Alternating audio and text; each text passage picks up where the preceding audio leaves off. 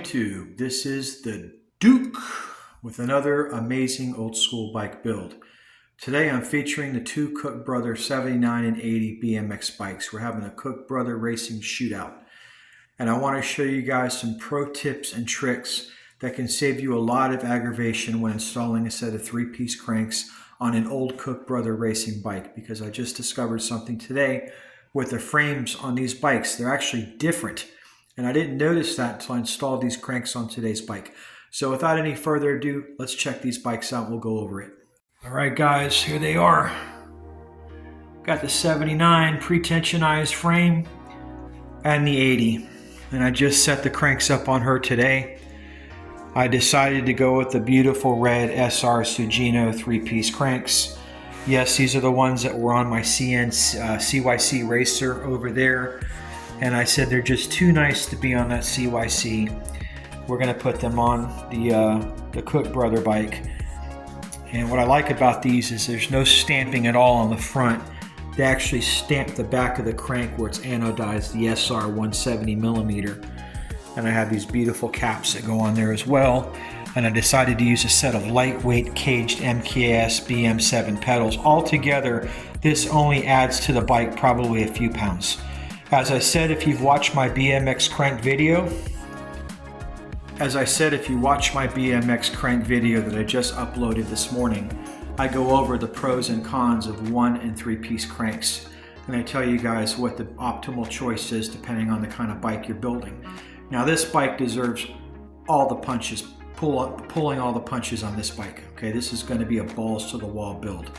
I'm not going to sit or install a substandard set of cranks on a bike like this. Okay, so I decided to take the three-piece cranks off the CYC, go ahead and put the Sugino one-piece cranks back on there with the Schwinn sprocket. It's actually more period correct than this setup, and save myself several $100s having to buy another set of three-piece cranks and just repurpose them on this bike. But let me show you the problem that I had when I went to do that.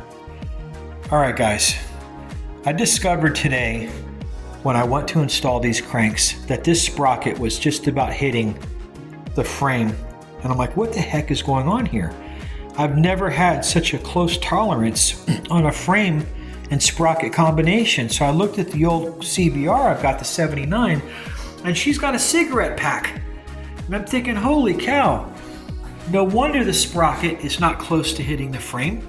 If you look how far away it is, it's because the frame has been stretched with the cigarette pack or a matchbox, whatever you want to call that, just like Mongoose does on all their bikes. Okay, Mongoose does it on all their bikes as well, on these old period frames. Okay, the difference is on this CBR loop tail with the chain tensionizers, we have a completely different rear triangle. This triangle, if you notice, there's no cigarette pack on this. It just shoots straight out from the bottom bracket, and it does not give you sufficient clearance for that sprocket. So what I had to basically do is when I installed this, I pulled this back off a couple times, and I had to install a spacer on the back side of the sprocket to pull it out just 1/16 of an inch, so that when I would put the cranks into rotation, they would not hit the frame. Because before, I'm telling you, you could not slip a sheet of paper.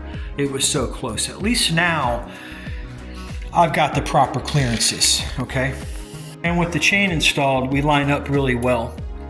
So I just mocked up this chain real quick on here to see if we're in alignment, and apparently we are.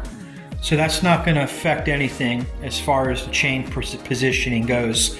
But it's a good thing that I had some spacers to go in here. Otherwise, I could not have used these cranks, because I set the bottom bracket all the way over as far as I could. There's a lock bolt that goes behind this that holds the bearing race, and I went all the way in as far as I could to bring this crank out, and it still did not give me sufficient clearance to keep this sprocket tooth from hitting the frame. And all that is because the way that this frame comes out. I don't know if Cook intended to use a special set of cranks with this bike that had a very small sprocket. I don't know if this was made specifically for CBR forks like what I have on this bike. What I do know is that with this configuration, it's a non-issue, because you've got a ton of space here, 2 fingers almost, where you can fit between the sprocket and the frame. But on this configuration, man, they bring the bottom of the triangle all the way out to the glide path of the sprocket. I mean, like I said, without the spacer, I couldn't have done it. So it's a good thing to always have extra parts laying around, because I was able to go into that box of Redline flights that I showed in my earlier video, and I was able to take a donor spacer out of there. And I didn't use the drive side spacer because that wouldn't have given me enough room on the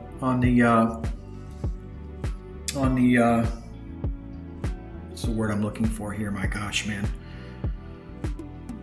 Anyways, the spindle, thank you, my goodness, the spindle. If I would have used a large spacer, I couldn't have set the crank arm on the spindle because it's a flared end, it's tapered. It starts out narrow and gets wider. And with the large spacer, which I showed you in my video, if you watch my crank video, there wasn't enough meat left on that spindle for that crank to bolt onto. But by using the one that goes on the left side, which is narrower, I was able to put that in there and push it out just enough to clear the frame and yet allow enough clamp force on the bolt to hold the crank arm onto the spindle. So that's just an example of some of the things you have to do when you're putting these bikes together. As I said in my other videos, some of these are real peaches and some of them are a real pain in the ass. And these bikes are not the easiest bikes in the world to work on. The frame geometry on them lends itself to a different era of bike parts, and for as far as I'm concerned, maybe Gary Cook wanted these bikes to be used only with his components, and he did this on purpose so that you couldn't use other parts with them. I don't know. I've seen a lot of videos where bike builders use different 3-piece cranks and 1-piece cranks on CBR frames, but for some reason this SR Seginos did not want to go on this frame without interference. And thankfully, with the spacer technique, I was able to bring that sprocket out far enough to clear the frame and set the chain. So let's take a look at these bikes one more time, and we're going to conclude this video. Number 2 is almost done. Once that chain is installed, she is completed, and she will go into the collection with the rest of the bikes, and she will be available. Let's take a look at them one more time.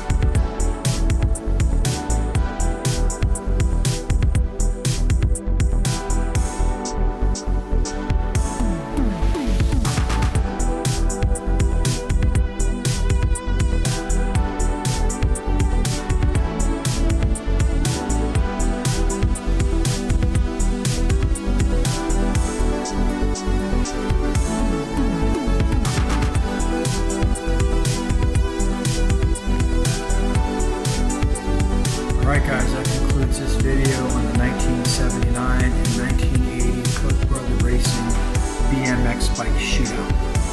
The weight of these bikes in the end both came in at a ridiculous 15 pounds. Unbelievable. But they are probably the lightest bikes I have in my entire collection by far. Most of these bikes are in the 20 to 30 pound category.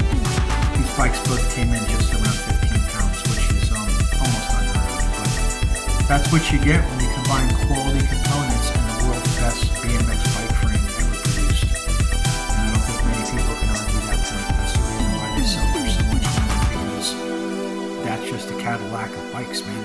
It was then, maybe not today with the Sabrosos and the Kinks and the Holmes and all the stuff the kids are riding around now. It's a completely different ball game than what I'm talking about. And I don't think you're going to find any of those bikes going north of $2 grand. Okay, they're not even near the league of what I've got here I'm showing you guys. Okay, those are bikes that are thrashing bikes that are disposable. These bikes are collector bikes. If anybody's interested in any of these bikes, you can hit me up with the link below. They're all available.